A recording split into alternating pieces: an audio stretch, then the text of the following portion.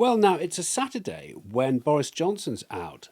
Yes, well, he's out in the pages of the Daily Mail, who pay him to do a column.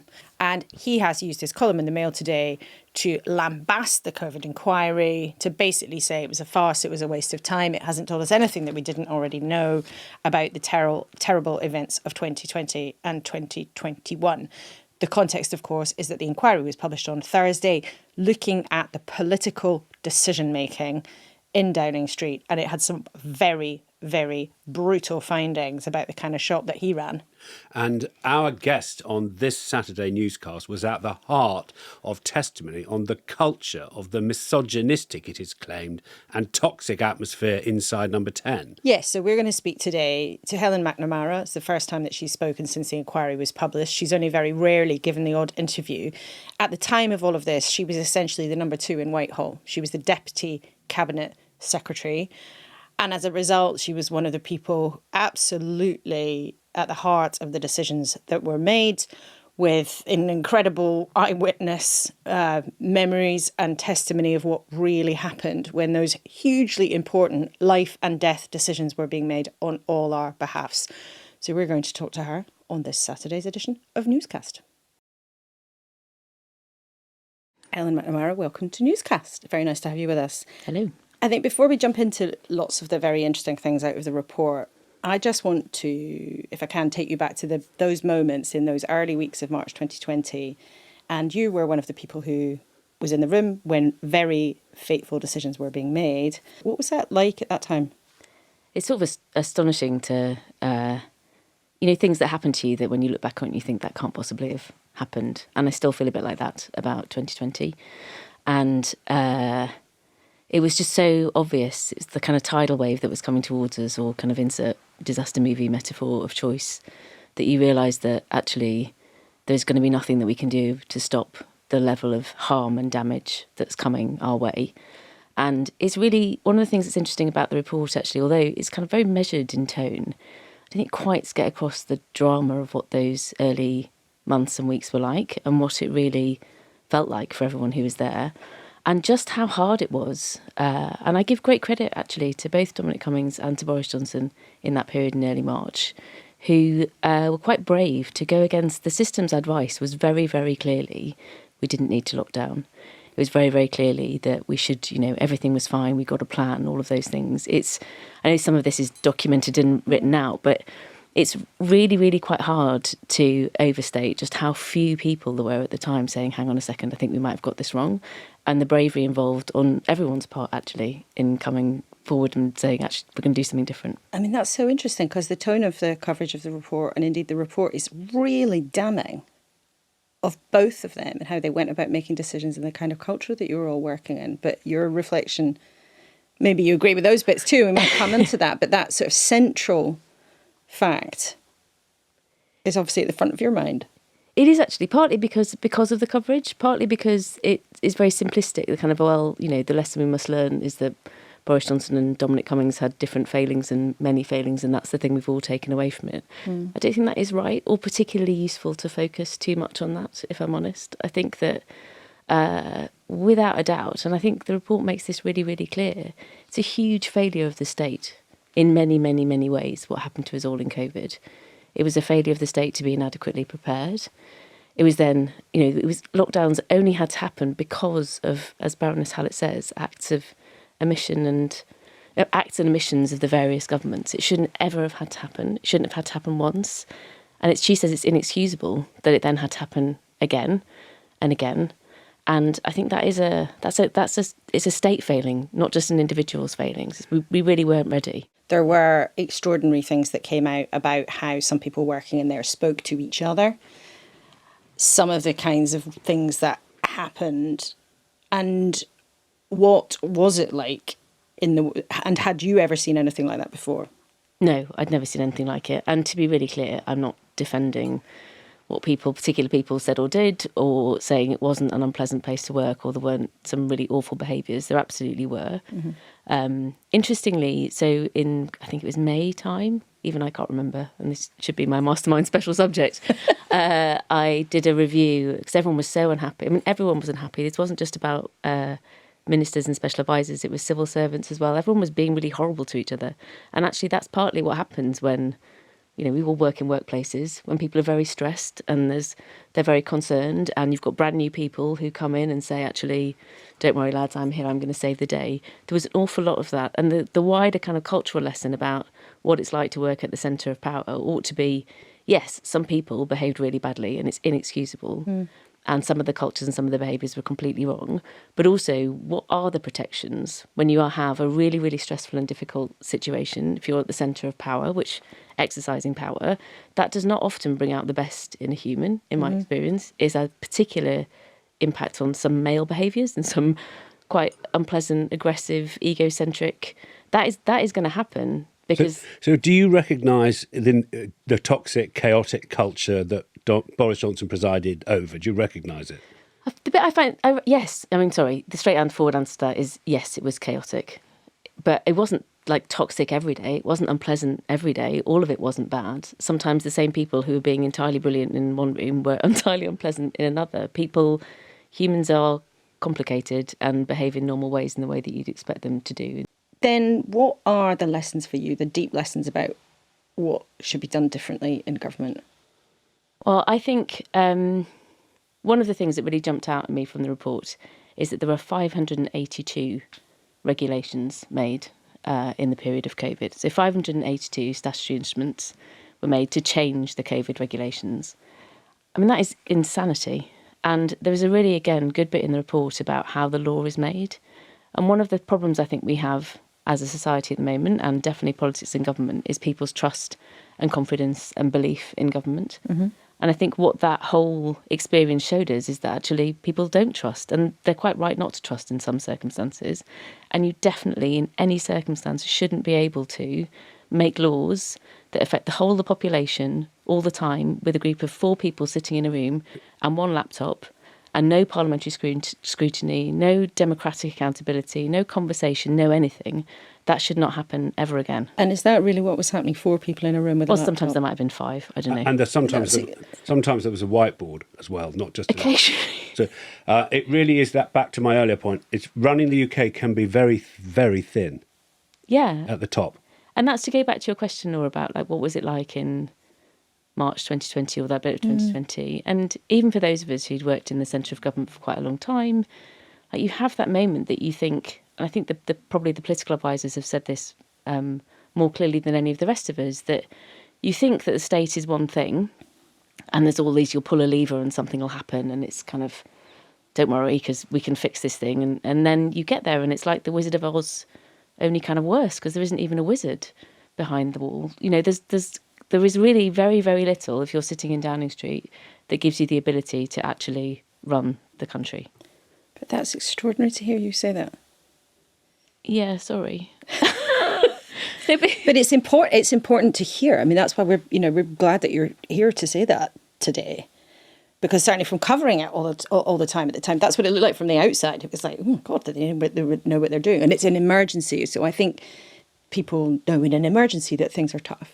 But that, I suppose, flimsiness at the top was something that was even shocking to you.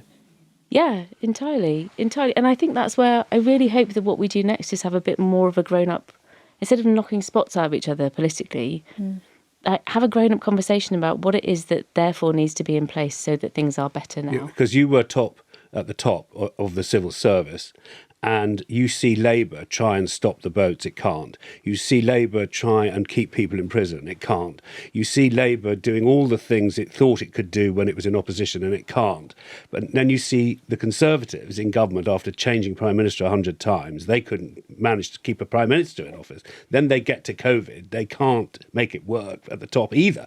And there must be a connection between how the UK state is run under COVID and under Keir. It's really interesting. I would quite like to hear a bit more from the permanent state. So my old colleagues in the civil service, I think that there's a really interesting question about what has actually been learned since COVID and what has actually changed. Because you're right, Paddy, some of these things, it makes no sense. Like, why is it so difficult? What are the reasons why it's so hard to get things done? And some of that is because, things are difficult and more complicated and take more time than anyone's got more patience for. Some of it is because our legal frameworks force one sort of direction. Some of it is because there's too much churn and change, and that's both true at ministerial and official level. There's lots of complicated reasons why governing is really difficult, but it is also true to say, and I don't say this with any happiness, but I think the systems of operating the state have been entirely bent out of shape in the last decade for lots of reasons. And that needs proper examination. You see, with COVID, it's a symptom, not a cause, in the sense. And when you say bent out of shape, what do you mean? Well, I mean that, we think we have just take the civil service, which is an extraordinary thing, and the country has been very fortunate to be well served by the civil service for a very long period of time.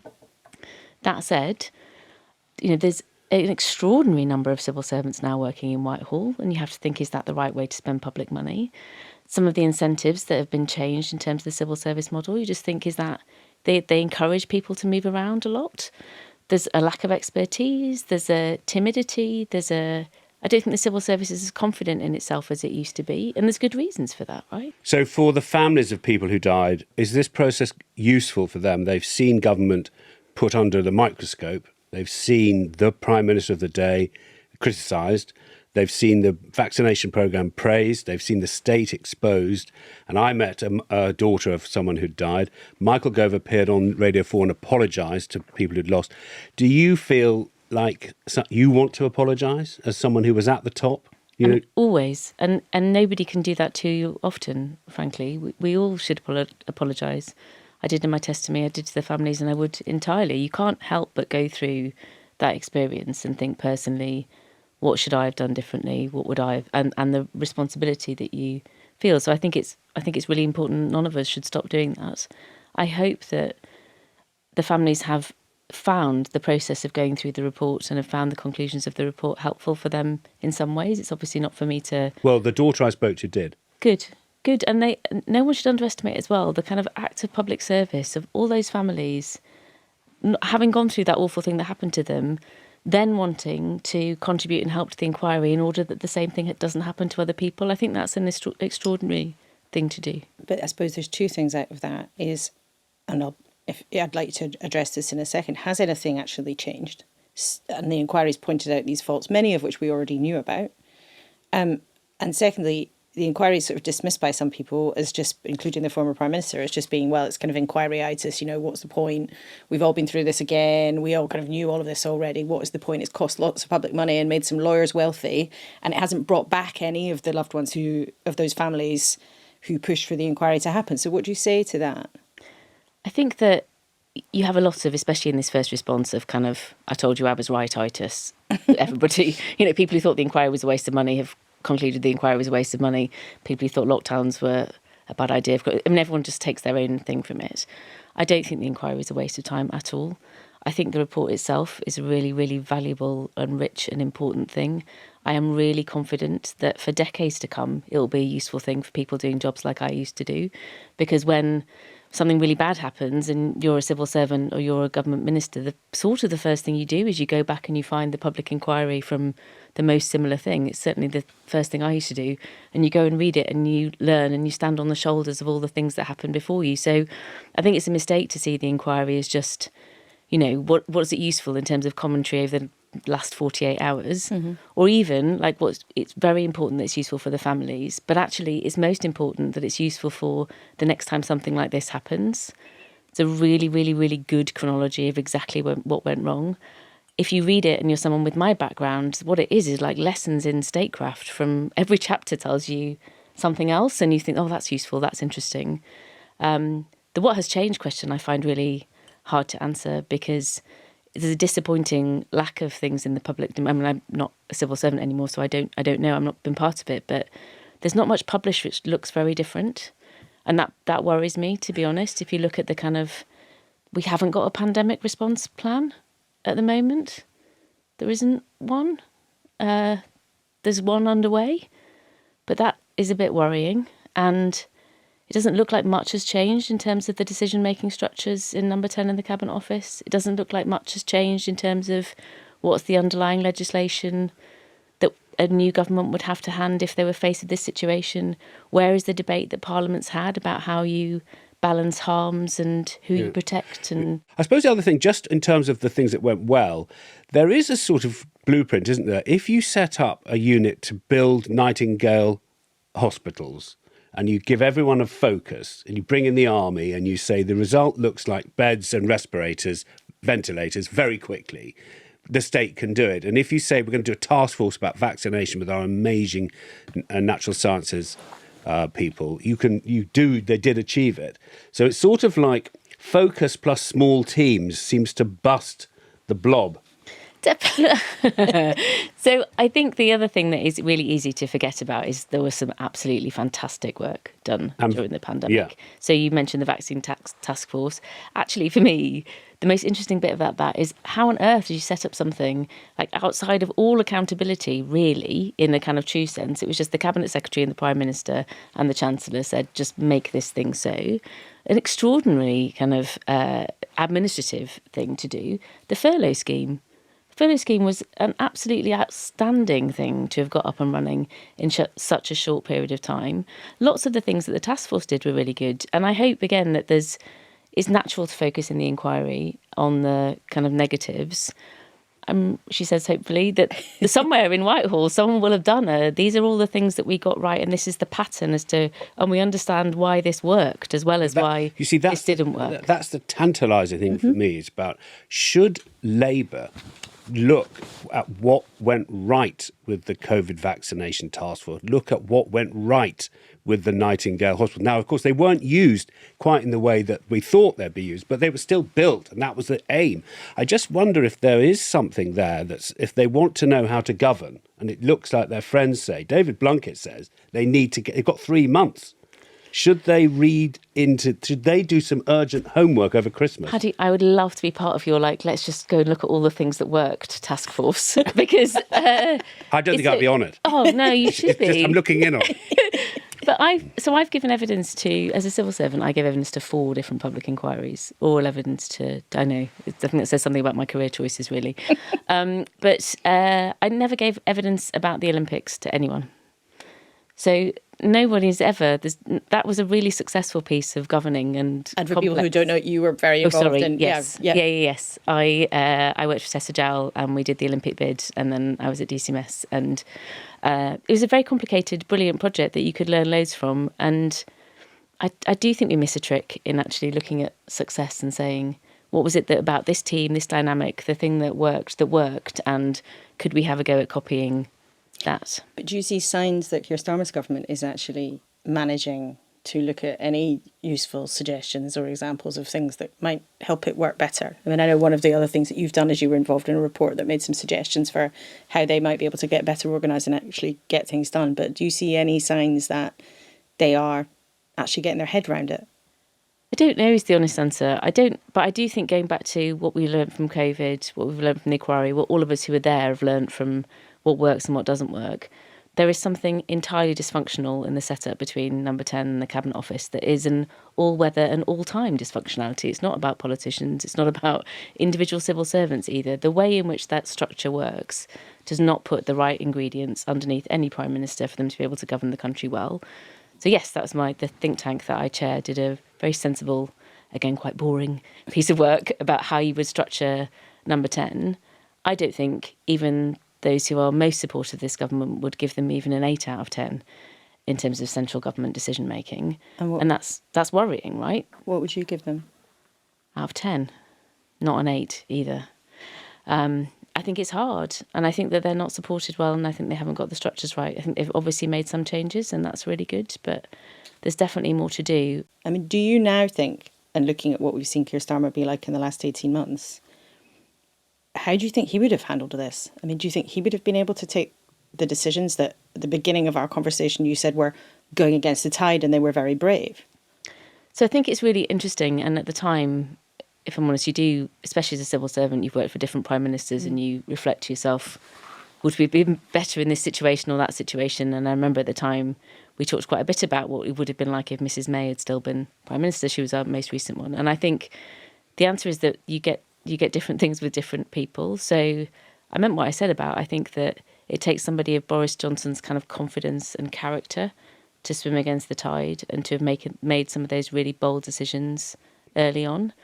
From what I observe, I think Keir Starmer might have found that harder, actually, because he does seem to be somebody who is much more likely to go with the establishment view, is much more likely to consider and think on the one hand, on the other hand. And sometimes that's not what you need in your Prime Minister. You need somebody who's more confident and swashbuckling. What you also, though, in the report makes this clear, and other reporting that we've done over the years, what also happened was in that fateful weekend when you were there, were people, including you, putting their hand up and saying, we have to change course here. And just because I think it relates the extent to which that was a change, of course, I wonder, and we might have to use the bleeper machine, but if you would tell people what it was that you actually went into Downing Street and said, we have to do this or else, you know, can you tell that story of what really happened? I can tell that story of the Friday. That was the day when it started off with actually a meeting with all the opposition parties. So we did briefings for the opposition all the way through the pandemic, as you would do. So private Privy Council terms, they could come and ask questions. And we had all of the main parties in, and all of the politicians were extremely worried and anxious. And all of the questions they were asking, I was sitting there because it was my job to kind of babysit the talks. And I was thinking, they're right. These questions are really good questions and our answers are terrible. And it was hearing our own government side give unconvincing answers was one of the things that made me, I've been worried for weeks anyway. And I was like, hang on a second, this is now like extremely grave. I think we don't know what we're doing. And then I'd spent the rest of the day with my colleagues in the Cabinet Office who similarly had been looking at these plans or the absence of plans that didn't exist or all of this confidence that seemingly wasn't based on anything real. And interestingly, I think Dominic Cummings and I, both sides of the link door, were having the same sort of realisation of actually we're done. So I really agonised. I remember lots of the times I remember sitting in my office on my own and thinking, what is the right thing to do here? Because actually, particularly in a crisis, you don't really want fresh new people marching about saying we should do something completely different. And I sort of felt the responsibility of, is it my job to keep my head down and keep on asking questions behind the scenes, or is it my job to actually say, hang on a second, I think this is terrible. And so I decided to go through to the link door and found Dom and a whiteboard, obviously, at least one, probably 2 or 3 whiteboards, I imagine. And I said that I think I said something like, I think this country is heading for absolute disaster. Apologies, that's not very BBC. You reached the absolute worst moment then. And then Dominic Cummings drove to Barnard Castle and... That was puzzling. Boris Johnson had parties and Rishi Sunak said he'd been ambushed by a cake, or his people said he'd been ambushed by a cake. Boris Johnson said he was ambushed by a cake. Boris Johnson said he was ambushed by a cake. And he got fined when he was ambushed by a cake, and Rishi Sunak got fined for being there for 5 minutes at the beginning of a meeting on Boris Johnson's birthday. And various other people got fines. And we should also say, and people will want us to ask you, you also came in for criticism for bringing a karaoke machine into the office at one point, and you were in the headlines for that too. So how do you reflect on that now and what actually happened? So the first thing to say, it's a bit like what you asked me, Paddy, is about apologising to the families and apologising. I will, not happily, it's not a happy thing, but I will apologise willingly until the end of time, actually. I'm really sorry. I think I made some really big errors of judgment, and I'm very sorry about the impact that had. As it happens, I didn't actually take a karaoke machine to a party. I didn't, in fact, go to parties in number 10. I personally, I'm pretty okay with my conduct, notwithstanding that my apologies meant and heartfelt. I think that is a really, really interesting story to be told one day about actually the investigation into Partygate and the inequality of it and what actually... But on this inquiry, Judge Hallett said rule-breaking by advisors and also by politicians had undermined public trust. I'm sure it did. I'm absolutely sure it did. And actually, I think the thing that, even though all the Partygate stuff came out afterwards, I think that's made the situation even worse for the next time the government needs to do something. So I think that it's undoubtedly scarring and nobody should be under any illusion about that. I think it is to talk about the kind of cake day. There were some people in that room who were fined and some people in the room who weren't fined. And I still don't really understand that. I still don't really understand why so many junior women were put in the frame and so many senior men, somehow not. It's a complicated picture. But the undoubted truth is, as Baroness Hallett said, is that people making rules and then not following themselves was really problematic. And I said this at the inquiry, and again, not with happiness. I don't think we followed the guidance at all on any day, and we didn't follow the guidance. On any day in Downing Street? I'd find it hard to think of a day, to be honest, just because of the way that building works and the way we worked together and what was going on. I'm not saying, so that's just me being honest, actually. And in terms of being honest, because people will want us to ask you that you didn't take a karaoke machine to a party, has that been mistold, or what actually happened? No, so it's in my COVID. It's in your book. Not everyone will have read your testimony. I can't believe people haven't read my COVID testimony, Laura. What are you saying?